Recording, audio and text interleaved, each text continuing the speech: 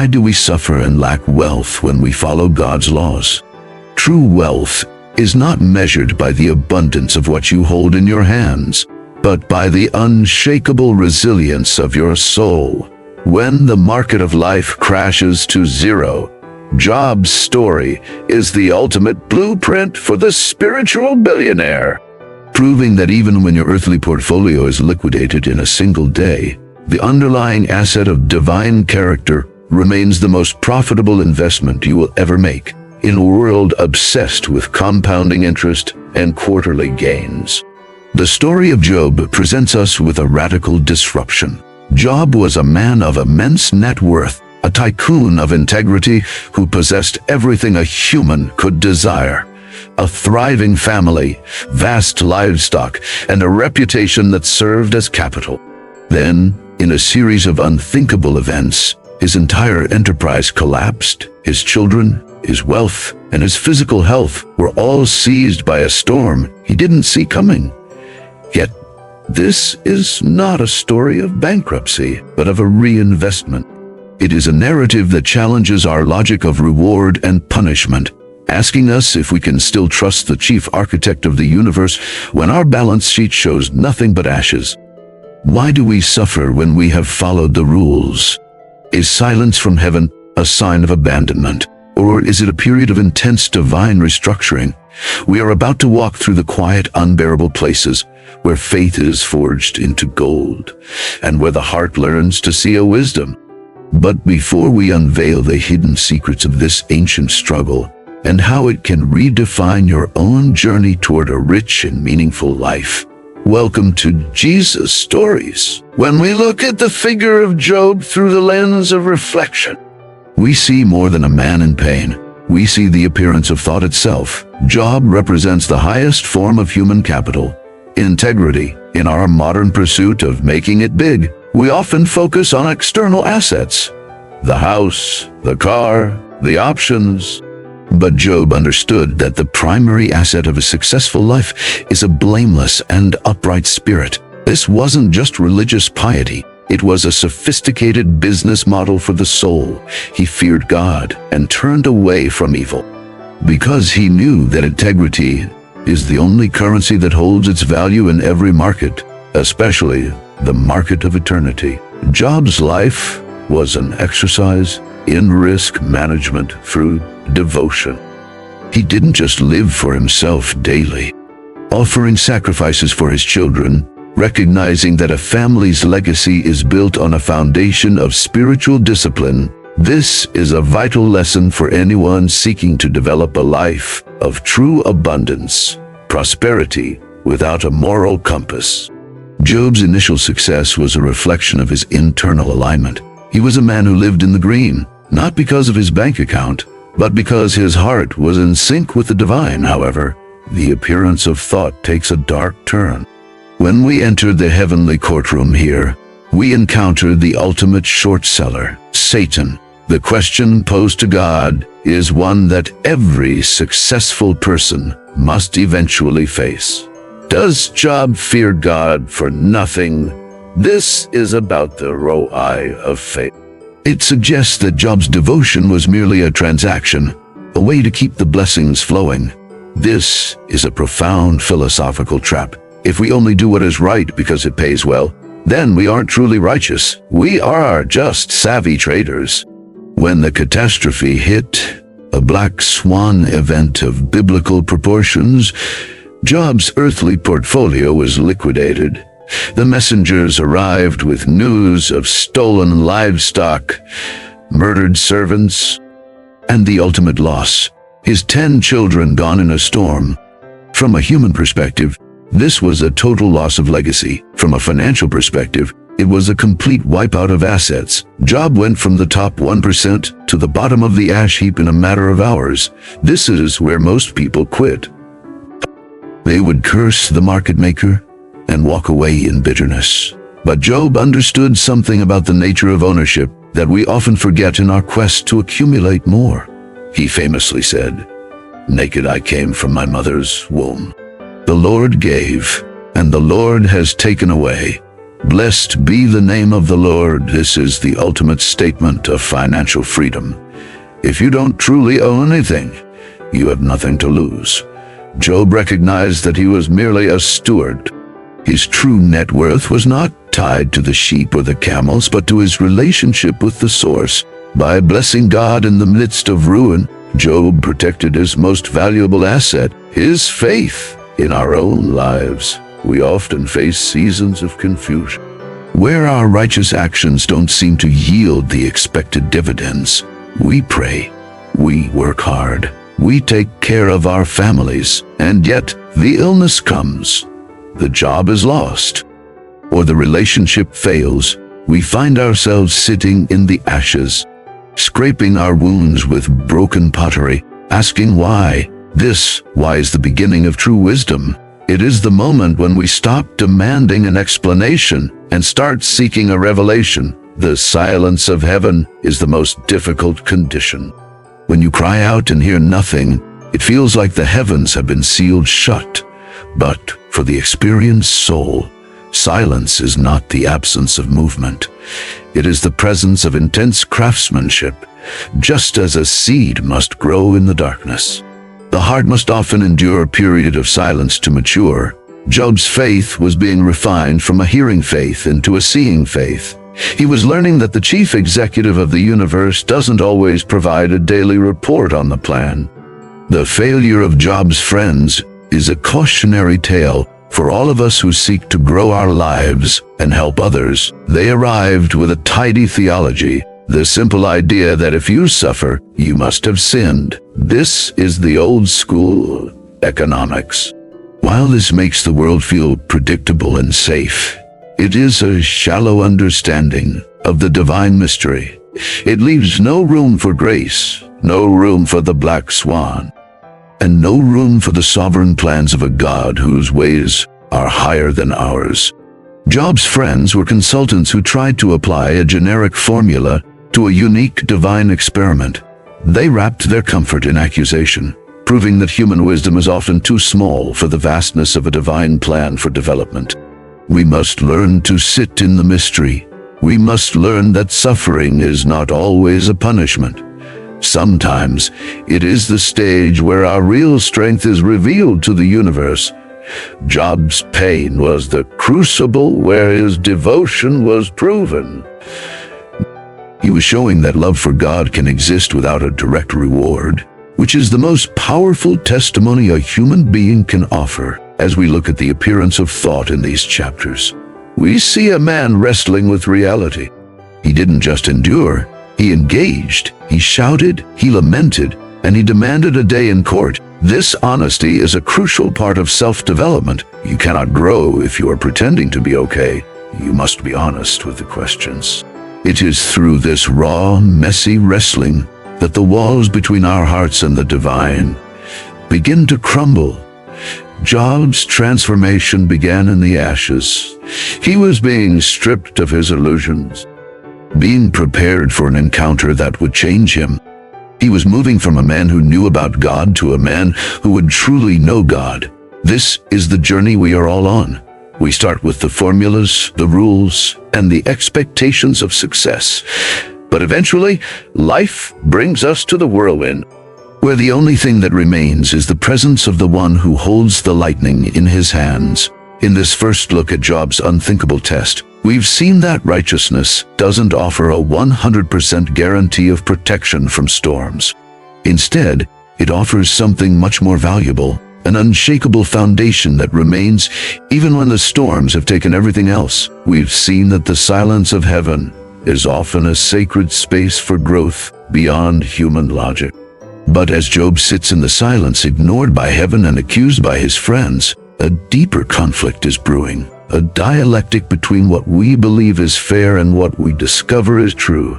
The reality of suffering is about to clash with control, leading us into the shadow of a truth that most people spend their entire lives trying to avoid. To understand how to rebuild a life from zero, we must first understand the derivative of the void, the moment when the silence speaks. But what if we looked at the shadow of Job's integrity from a different angle? What if his righteousness was not just a moral choice, but a spiritual strategy that suddenly failed? In our modern world, we believe in a perfect contract. We believe that if we work hard, play by the rules, and treat others well, the market of life will always return a profit. This is the hidden trap of the transactional mindset. We treat our relationship with the divine like savings. We deposit our prayers and our good deeds, expecting a guaranteed compound interest of safety, health, and financial expansion. Job was the wealthiest man of his time, an apex investor, but his story forces us to ask the terrifying question: what happens when the contract is torn up by the one who wrote it? If we analyze this through the lens of a psychological crash, we see that Job's suffering was the ultimate liquidation of certainty. It suggests that goodness is not a shield. Think about the families in the suburbs of America who did everything right for 30 years. They saved for retirement. They sent their children to the best schools, and they remained faithful. Then, a single event wipes out their peace. In those moments, the human ego demands an audit. It cries out for a reason, because we cannot handle the idea of a chaotic ledger. We want to believe that pain is a debt being paid for a mistake, because if pain is a punishment, it is logical. If we are being punished, we can repent and regain control. But if we are suffering while being innocent, then we have no control at all. This is the dark realization that the friends of Job could not accept as modern pundits of prosperity.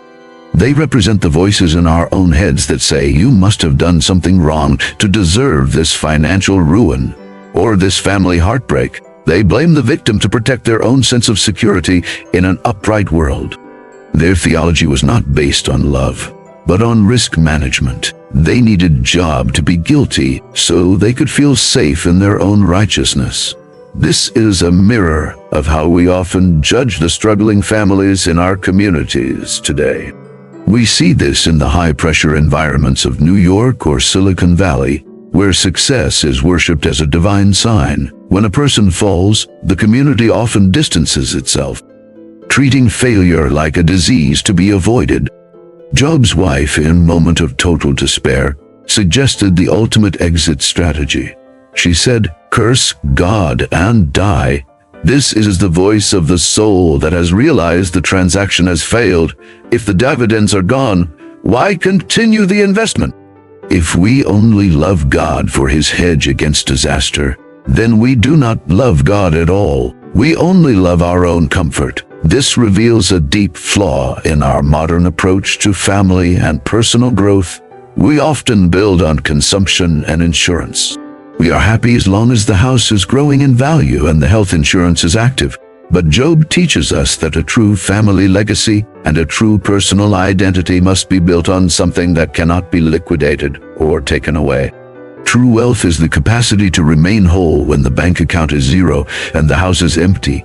We must consider the possibility that suffering is a feature designed to test the quality of our foundations, like a financial stress test.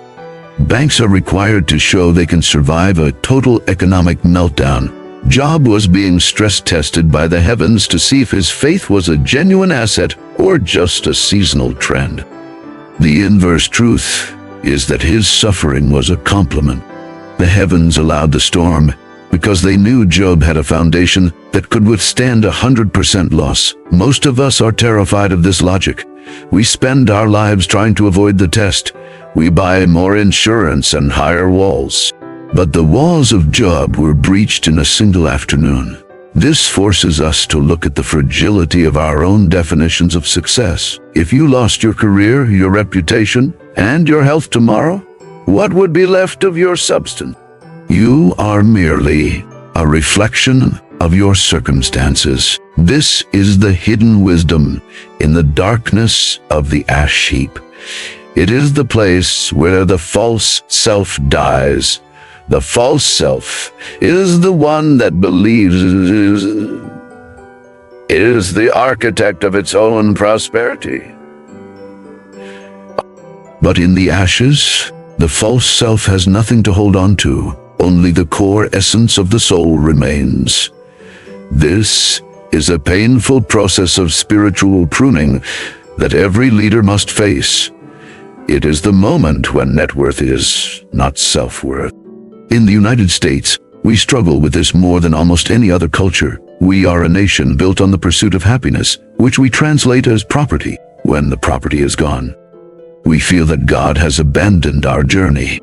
What if the silence of the heavens is not a sign of absence, but a sign of intense focus? Just as a teacher is silent during a final exam, the Creator may be silent because He is waiting for us to demonstrate what we have learned. Now, we must learn to walk by faith when the lights are out. The error of Job's friends was that they tried to apply a simple formula to a complex mystery. They thought they could calculate God's intentions like a basic math problem. This is why their advice felt like a weapon instead of a balm. When we try to explain away someone else's pain with cheap cliches, we are committing the same sin. We are trying to make the world feel predictable, so we are not afraid. The markets are not always fair. The good do not always win in the short term, and the wicked often live in mansions while the righteous sleep on the street. This is the reality we must confront if we want to develop a resilient life. We must stop acting like we are the ones who decide what is just and what is not. Job began to fall into this trap as his pain increased. He began to demand his day in court. He wanted to present evidence of his own perfection and contract. But he forgot that he didn't own the contract. He was a tenant in a world he didn't build, breathing air he didn't create, and enjoying a life he didn't earn. Even his children were a gift, not a possession. This is the key to surviving. When we realize that everything we have is on loan, we can let go of it with less bitterness. It doesn't make the pain go away, but it removes the poison of entitlement. It is the belief that because we followed a path, we deserve an outcome.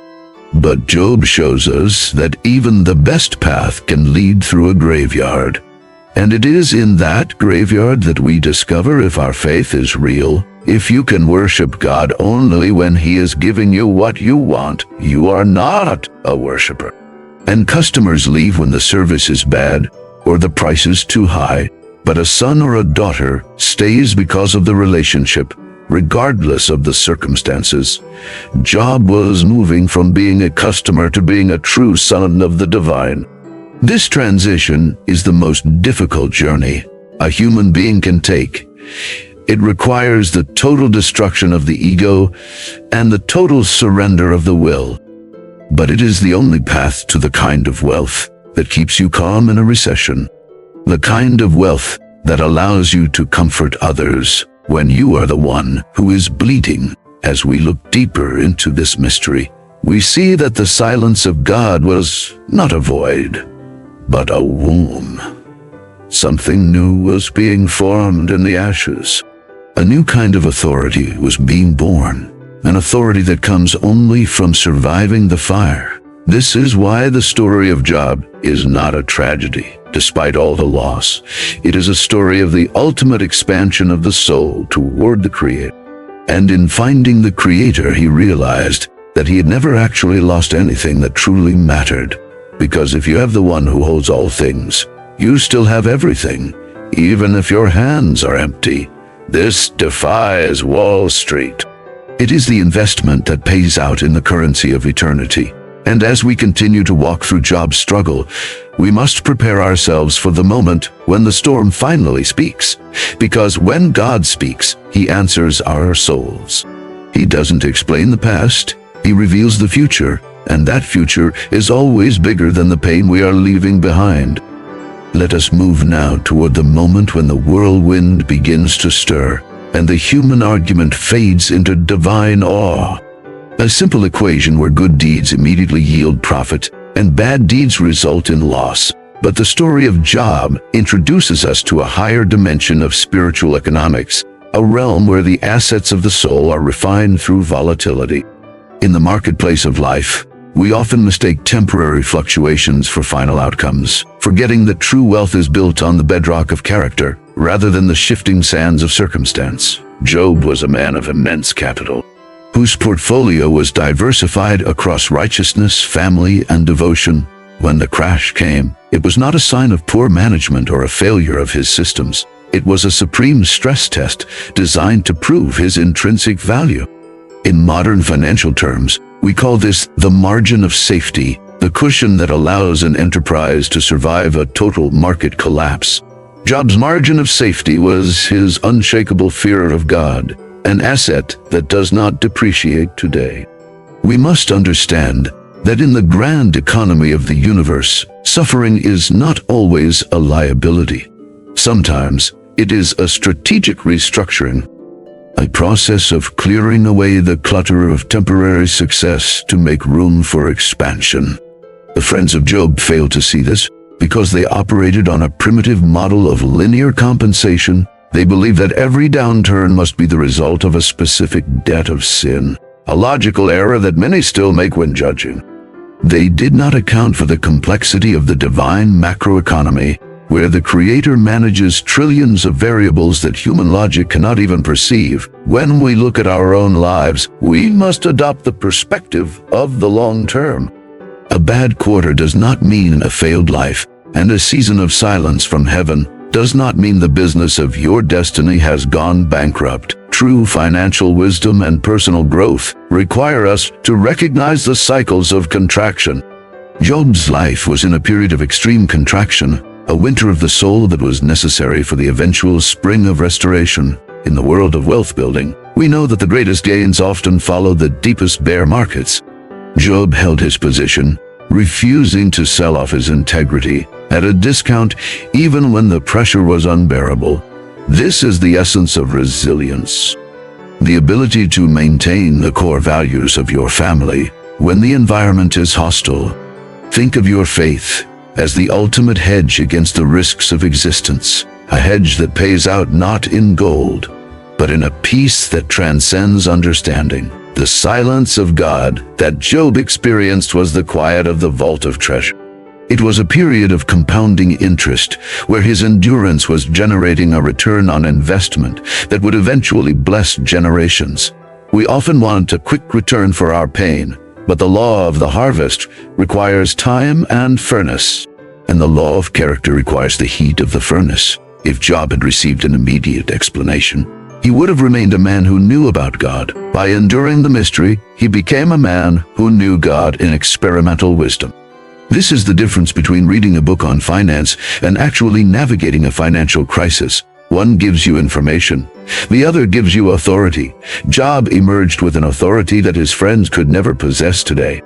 As we navigate our own struggles, whether they be in our homes or in our professional endeavors, we must look for the underlying order within the chaos. Every loss is an opportunity to reevaluate our true net worth and reveal the spirit. The restoration of Job was not an accident. It was the logical culmination of a life that refused to break under pressure. It was the ultimate payout for a lifetime of honest labor and spiritual investment in the principles of truth. You are setting the stage for a redemption that the world cannot take away. Your family is your primary board of directors, and the legacy you leave them is the wisdom you gained during your darkest hours of struggle and character. This realization is the turning point where the light of the law begins to pierce through the shadows of doubt. We must learn to trust the architect of the system, even when the blueprints seem confusing to our limited that will redefine everything you thought you knew about success and suffering. The transition from the silence of waiting to the thundering voice of the Creator is where the final pieces of the puzzle begin to align for existence. The wisdom of Job is not merely a spiritual consolation, it is a blueprint for the most sophisticated form of risk management ever devised by the human soul. When we look at the ruins of Job's life, we are looking at total liquidation. In modern terms, Job experienced a complete market collapse. His assets were seized by tragedy, his human capital was decimated by loss, and his health was broken. Yet, the secret to his restoration lies in how he navigated the recovery. Not through frantic rebuilding, but through a radical shift in his internal valuation system. To understand how to apply Job's journey to our own financial and personal lives, we must first learn to distinguish between noise and signals. The friends of Job were like faulty market analysts. They looked at the outward price action of his life and assumed the fundamentals were corrupt. They saw a man in ashes and concluded that his moral portfolio was filled with debt. In our daily reality, we often face this same pressure. When our businesses fail, when our bank accounts dwindle, or when our family dynamics fracture, the world tells us it is because we lack a certain strategy or a specific hustle. The most righteous investments face the harshest winters. True wealth, the kind that survives a whirlwind, is not built on the absence of trouble, but on the capacity to remain solvent in the spirit when the external world is bankrupt. You must stop reading the surface-level news of your circumstances. Do not look at the immediate fluctuations of your career as a final judgment on your worth. Instead, look at the health of your soul's balance sheet and integrity. Are you still diversifying your heart with grace? And are you still holding on to the long-term vision that God has for your redemption? The realization of divine sequence teaches us that before the restoration, there must be not. Job had to move from a logic of transaction, where he thought good deeds equaled guaranteed safety, to a logic of relationship, where he trusted the Creator regardless of the current market conditions and difference in valuation. Price is what you pay, but value is what you get.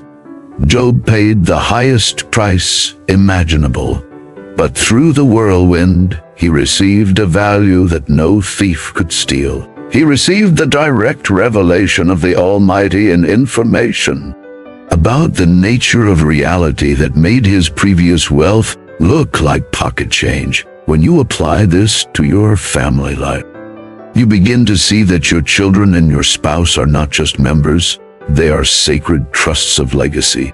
A new family and a new legacy, but this time, his house was built on the foundation of awe rather than just tradition. He understood that to truly grow a family, you must provide more than just material security and mystery.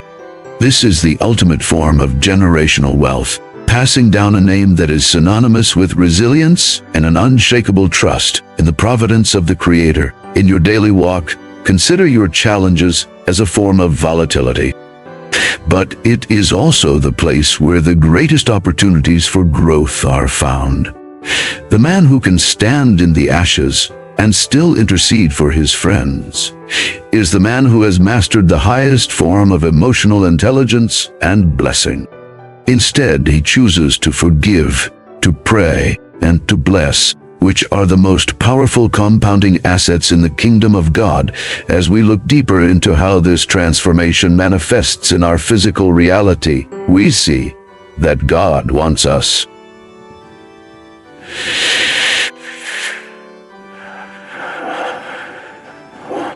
in a way that reflects His glory. The restoration of Job was not a reward for his suffering. It was the natural outcome of a soul that had been perfectly refined. When the dross of pride and illusions were burned away for the faith, and gold, as we know, is the standard by which all other things are measured, your life is currently being refined. The heat you feel is not there to destroy you, but to prepare you for a level of abundance that you cannot yet manage. To the double portion, you must first accept that your perspective is limited, while God's wisdom is infinite. You must stop demanding that the universe makes sense to you and start trusting the one who makes the universe work today. It is the moment when the entrepreneur stops blaming the economy and starts innovating from a place of peace. It is the moment when the father stops trying to control his children and starts loving them with the grace received. That your true net worth is not measured by what you have in your hand, but by who you have in your heart.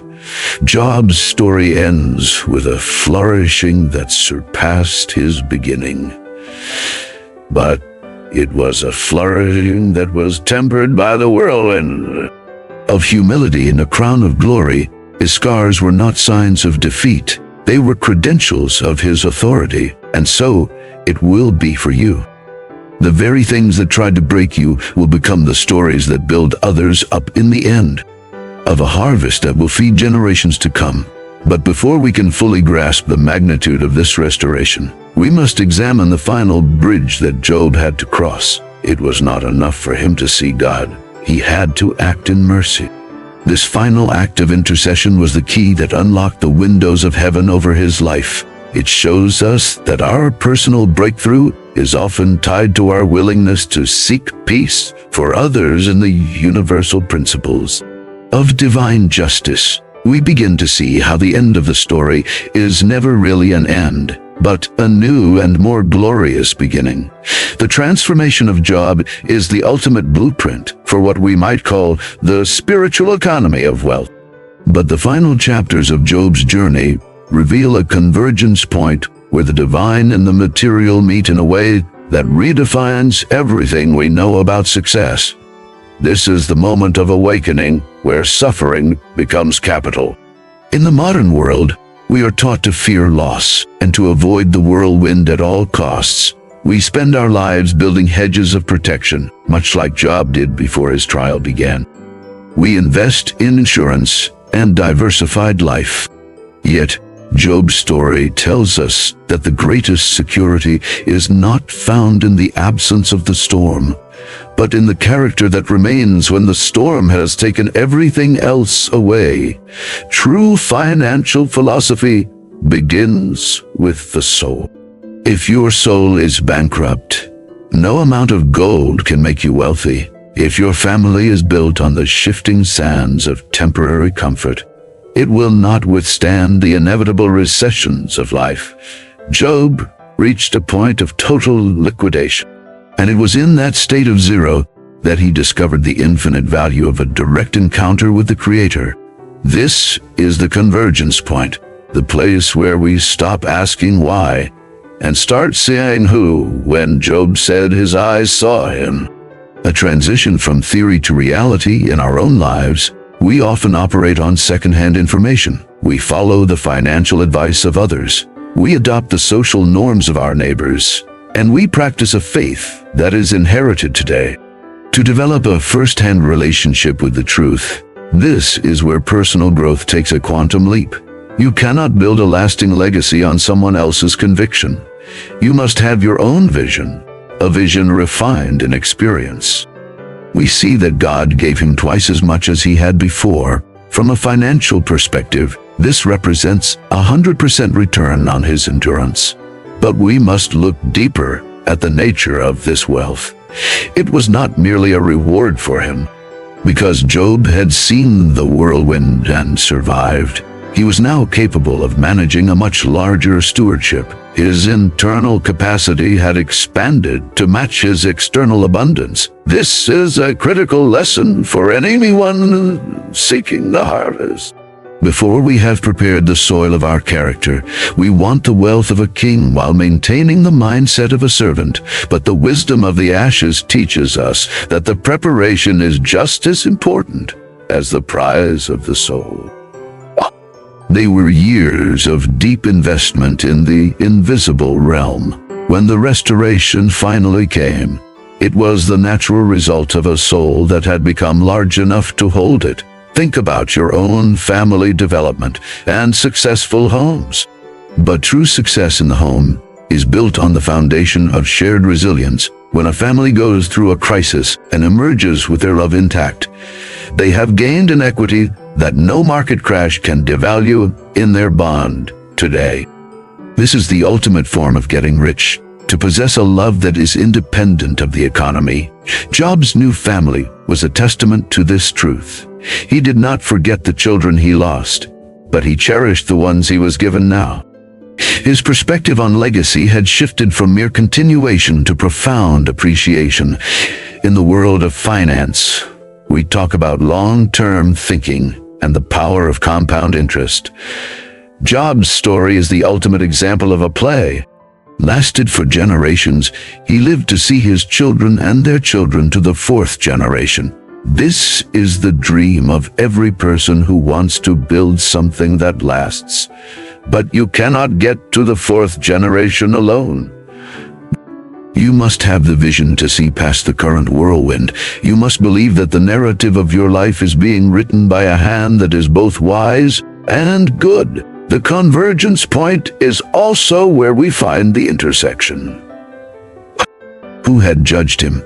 This was the final step in his personal growth. He had to release his demand for an apology and instead offer intercession. In the modern marketplace, we are often told to be ruthless and hold on to grievances. Unforgiveness is a liability that drains your mental and emotional energy. It keeps you tethered to the past and prevents you from moving into your restoration. By praying for his friends, Job cleared his own path to blessing today. But a master of his spirit, as we conclude this journey through the hidden wisdom of Job, we must ask ourselves what we are building. Are we building a life that can survive the fire, or are we building a house of cards? It is an invitation to trust the process of refinement. Even when it hurts, it is a reminder that your current suffering is not the end of your story, but the middle of a divine masterpiece. The world may see your ashes as end. For a new creation, sustainable prosperity is not about how much you accumulate, but about who you become in the process. If you gain the whole world, but lose your soul, you are the poorest person on earth in every dimension. On average, Job's journey from the hedge to the ashes, and finally to the whirlwind, is the journey of every soul that seeks the truth. It is a journey that requires courage, honesty, and a relentless faith, but the destination is a place of peace. It's a place where the noise of the world is silenced by the voice of the Creator.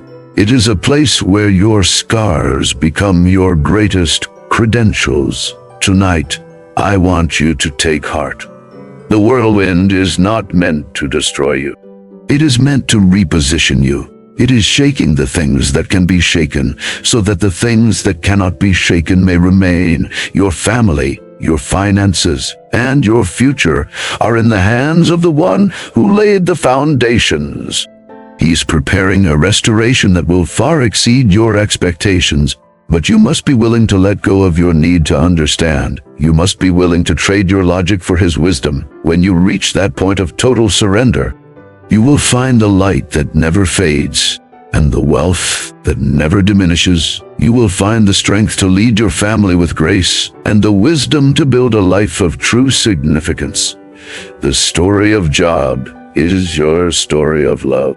And it ends with a reminder that the best is yet to come. The restoration is real, the redemption is certain, and the wisdom will walk forward with confidence, knowing that the one who holds the stars also holds your hand. And the dawn of your new day is just over the horizon. If this profound journey through the wisdom of Job has touched your heart and changed your perspective, I invite you to join us on this path of discovery at Jesus Stories of faith, philosophy, and practical living to help you build a life of true abundance. Please subscribe to the channel and join our growing community of seekers and believers. Do not forget to hit the notification bell for mysteries of the soul and the strategies for spiritual and material growth. If this message has given you hope, please give it a like and share it with someone who might be sitting in their own whirlwind right now. Let us know your story of faith and family development. Your support helps us continue to bring these life-changing truths to the world. Thank you for being part of Jesus Stories. And remember, no matter how deep the ashes, the restoration is coming now. And the prosperity of his wisdom in your life. Stay blessed, stay faithful, and we will see you in the next story.